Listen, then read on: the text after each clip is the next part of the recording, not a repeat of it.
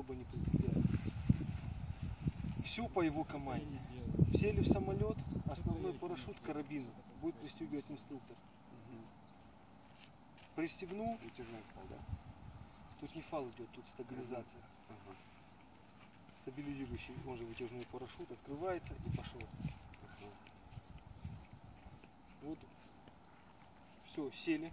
Инструктор вас, когда в нужный момент, он сам знает когда, пристегнул вас к удлинителям, к фалам. Все, с этого момента вы их больше руками не трогаете. Здесь вы ничего сами уже не трогаете. До момента, пока с самолета не выйдете, не повисите. Все за вас делает инструктор. Пристегнул, рассадил вас, сам покажет, кому куда сесть, то что вас будет по весу распределять. Знаете, на нужной высоте инструктор пройдет, из приборов вот эти шпильки вам повыдергивает. Услышите, 4 секунды будет это тише, не слышно. Как будильник будет 4 секунды, это так. И замолчал. После того, как это... После того, как инструктор вытащит это. Да. Он ее вытащит. После того, как инструктор вытащит. Да. Она 4 секунды отработала и замолчала. Все, прибор взведен, значит, в боевой готовности. Заправили, чтобы она у вас не болталась, либо же там сюда вам заправят. Ну, это не принципиально, главное, чтобы она у вас потом не болталась. Всё. По команде выпускаешься. Все звонки, лампочки в самолете, которые будут мигать, звонок звенеть, это команда только для инструктора. Это летчик подает команду инструктора, что он вышел на исполнительный. Когда инструктор вам показал встать, вам объяснят, сколько человек у вас будет выходить, там по 2, по 3 или по 4. Вот вам показали, сколько человек в заходе. Показали, вот вы 4, ваш заход. Встать. Он еще крикнет и рукой показывает, чтобы слышно плохо, пока встать. Встали, подошли, изготовились. Изготовка, левая нога в обрез двери в угол. Так, чтобы пальцы чуть-чуть выглядывали за самолет. Это для того, чтобы при толчке кончиком носка не зацепиться. Поэтому чуть-чуть там, буквально пальцы вот выставил. Вот линия обреза, да, вот чуть-чуть пальцы. Опора, ой, подожди секунду, у меня поясница болит. Да, вот так вот живем. Пора авиационные виды спорта. Опора на заднюю ногу. Эта нога просто у нас на изготовке. Толчковая приготовилась. Руки на лямке вот здесь. На одной? Да, так удобнее. Можно на 2 крест-накрест, но тогда неудобно сжиматься самому, некомфортно. На одной. И по команде пошел, сгруппировался и выпрыгиваешь прямо в дверь. И прыгаешь, старайся не вниз, а уйти в горизонт. Дальше, чем положено, тебе все равно поток не даст уйти. И твоя задача пробить вот этот поток, который вдоль борта идет, чтобы тебя выплюнуло дальше. То есть силой надо выпрыгнуть со скоростью. Да, вот считай, что ты прыгаешь через 2-метровый овраг. Понял. Вот тебе надо перепрыгнуть на ту сторону оврага. И ты вот по команде пошел, ты должен вот туда вот прыгануть. Понял. Соответственно, прыгаешь, как то толкнулся, когда за борт вылетел, руки у тебя здесь, принимаешь вот такую позу, 2 ноги вместе, вот, ну, в группировку, сгруппировался. Уже в воздухе. Да, вот ты прыгнул и опа! Все, вот в таком положении ждешь открытия парашюта. 3 секунды. Да, где-то 2,5-3 секунды. По открытию, по скорости примерно так же, как D1.5 будет. Ну, выпрыгнул, стропы натянулись, пошел открытие, купол вышел, пошло открытие. То же самое примерно. Разница с D1.5, то что у D1.5 скорость вперед есть, а у него нету. Он может только вокруг оси поворачиваться. Да, у него будет вот здесь, где вы так стропуете. Либо красные, либо зеленые. Цвет роли не играет, но они будут и так, с одной и с другой стороны. Они будут именно вот так вот, да? Да. Берешь за нее и тянешь. И тебя по твоей оси разворачивает. Понял. Твоя будет скорость зависеть по отношению к земли только от того, куда и как дует ветер. Задача на посадке. Вас на D1.5 учили садиться против ветра. Так же? Это не помню. А здесь садишься по ветру, чтобы ветер в спину был. Соответственно, посадка, кувырок. Если сел вертикально, хотя бы просто рухнет. Вот. Отделились от самолета, по команде выпускаешь, он еще крикнет по плечу, хлопнет, чтобы ты точно понял, что тебе сказали пошел. Готово. Потому что инструктор может крикнуть отставить. Ага. По каким, ну, какие-то причины возникли. Заход на выброску неправильно или там, ну, причины всякие бывают. Сказал инструктор отставить и за плечо тебя потянул назад. Все, значит отставить. Там, на второй круг уходим, ну и это же, как бы это уже и вас не касающиеся нюансы. Сказал пошел, по плечу хлопнул, пошел. Все, толкнулся, пошел. Долго думать не надо, потому что за тобой люди, ты задерживаешь их. Задержишь в каком плане? Я понял, У нас есть определенный диапазон выброски. Круг бездны. Куда мы должны вами попасть на земле, чтобы вас не порастащило. Если ты долго промешкал, ты выпрыгнул, следующий выпрыгнет уже на соседнее поле. Но чтобы этого не было, поэтому сказали пошел. Пошел. Отделился, выпрыгнул. Парашют у тебя открылся. Осмотрелся вокруг. Определил, кто за тобой, кто перед тобой выпрыгивал. После чего открыл, вытащил, расчековал. Осторожно. Осторожненько и закрыл. все. Пусть она здесь болтается, она тебе роль уже не играет. И потом поворачиваешься. Потом у тебя 2,5 минуты есть, повисеть, покрутиться. С какой высоты будет? 800 метров. Да, раньше бывало 600 кидали, сейчас только с 800 не кидали. Замечательно. Крутишься, смотришь, потом слышишь наш будильник. Это значит высота порядка 300 метров. Попутно, пока ты будешь лететь под куполом уже, осмотрись внизу, посмотри, где находится самый аэродром. Характерные ориентиры, это вот самолетики будут стоять, вот красный самолет, его хорошо видно. Конус, по конусу посмотри ветер, куда тебя будет сносить. А по идее где должно быть? Вот поле видишь, вот 100 метров туда отступаем, вот здесь взлетная полоса за ней. Вот это все ваше поле. Понял. Конус сверху посмотрел, увидел, посмотрел по окрестностям, может где-то какие-то костры, там еще что-то, куда дым будет, ветер, чтобы определить. Твоя задача повернуться лицом туда, куда дует ветер. В общем, ветер, вот видишь, куда сейчас ветер дует? Конус. Ветер туда. Значит, куда ты должен лицом развернуться? Лицом? Да. Так, сейчас, секунду. Чтобы спину туда? Правильно. Он тебе как стрелка показывает, куда тебе развернуться. Его сверху очень хорошо видно. Понял. Он сверху будет примерно вот такого размера. Как полпальца. Как стрелочка на часах, в принципе, нормально видно его. И тем более, когда пониже уже будешь, его еще лучше видно. Понял. Определился, развернулся, посмотрел, что под тобой, что там не препятствия, ничего. И с высоты 100 метров готовимся к приземлению.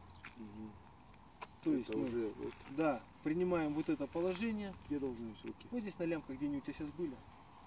Здесь. Хочешь вот так, хочешь вот здесь положить. Так, чтобы тебе самому было удобно. Ну, вот обычно руки где-нибудь вот здесь на задних лямках держат. Можно вот так. Все, изготовились. Под себя просто глянули, что там.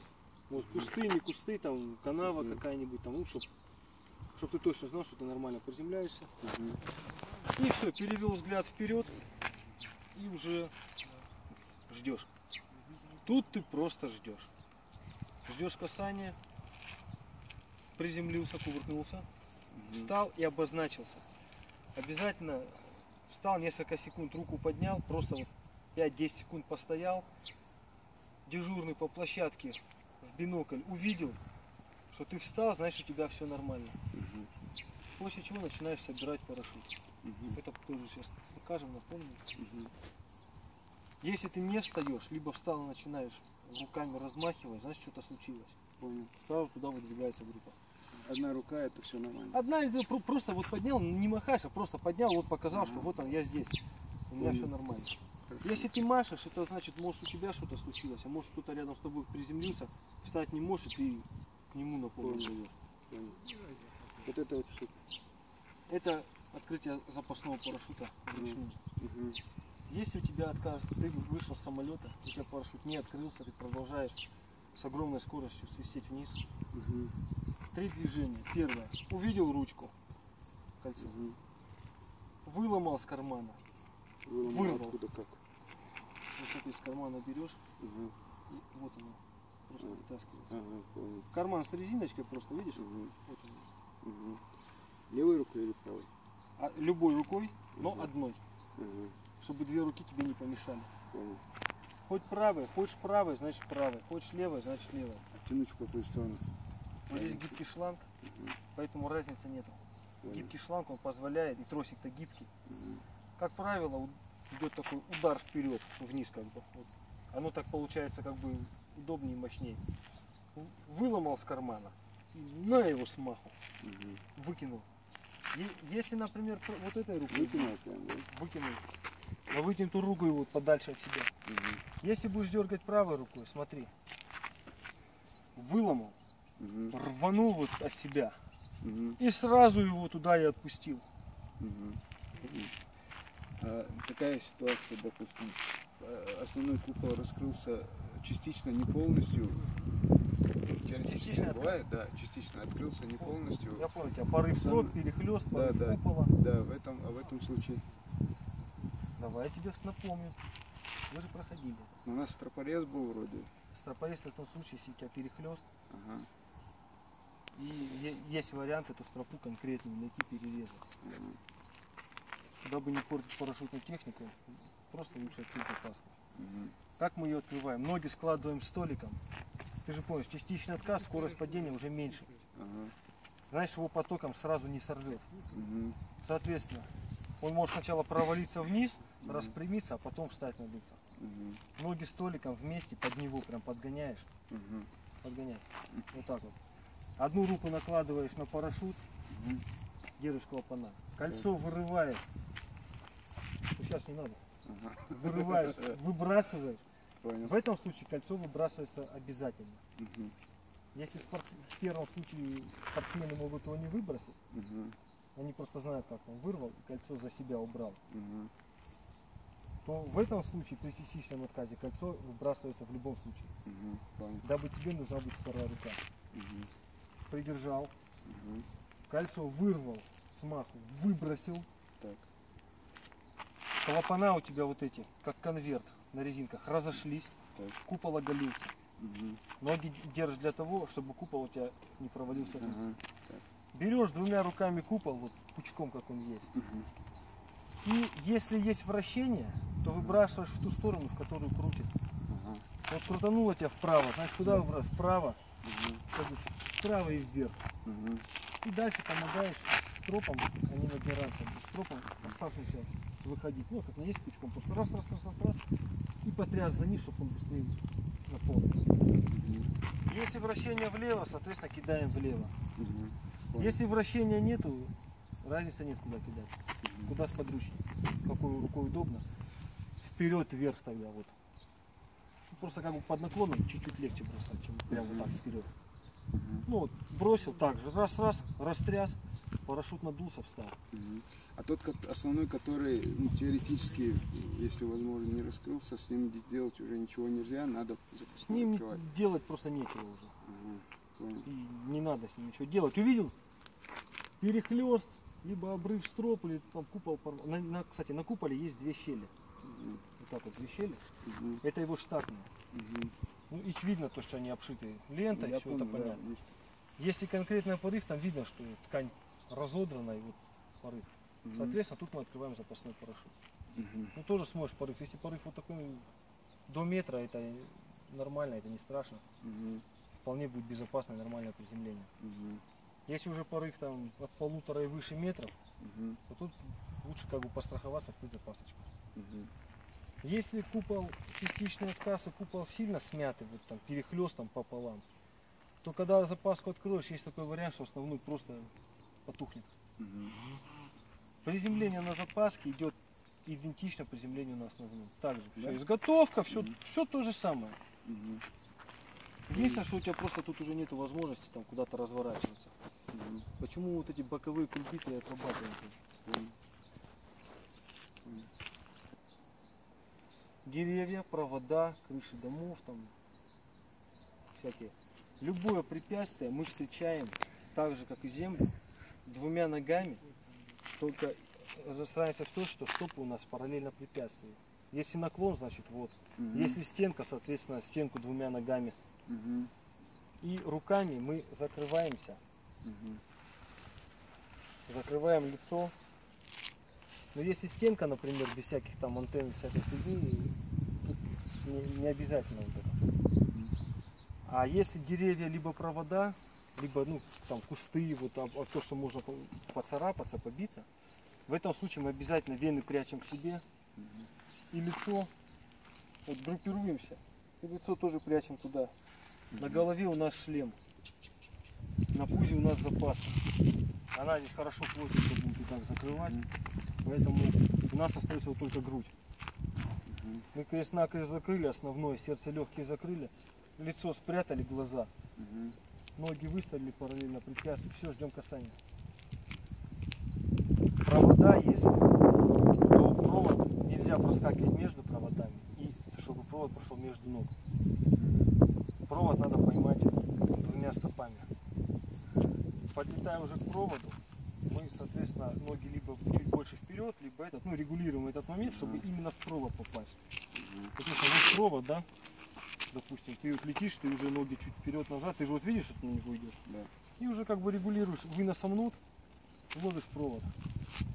От него отталкиваясь. Какие люди? Вы знакомы? Да.